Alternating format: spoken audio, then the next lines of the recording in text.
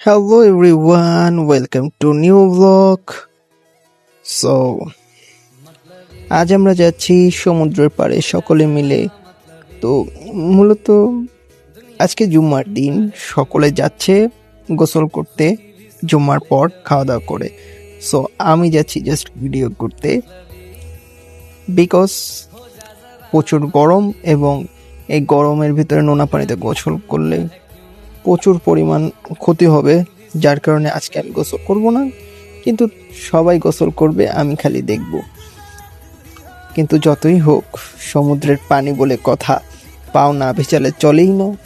তো যার কারণে আমিও যাচ্ছি। সমুদ্রের পার কার না ভালো লাগে? এটা এমন একটি জিনিস, আল্লাহর সৃষ্টি, যেখানে সকলেরই ভালো লাগে। তো দেখতে দেখতে সমুদ্রের পাড়ে চলে আসলাম। এই যে আমি আর সবুজ ভাই দুজনে মিলে ভিডিও বানাইতেছি। তো আমরা দুই দেশে মিলে অনেক মজা করি। সো এই দেখতেই পারতেছো সমুদ্রতে কত পরিমাণ রাশ। কি জন্য? কারণ এইখানে প্রচুর গরম জিজান শহরে। তো দেশি তো পানি দেখে আর লোভ সামলাইতে পারতেছে না, সে দৌড়ে এখন নেমে যাবে পানিতে। আমিও কি করছি, পানি দেখে তো লোভ সামলাতে পারতেছি না, তার কারণে আমি পানির ভিতরে নেমে জাস্ট পাও ভিজাচ্ছি।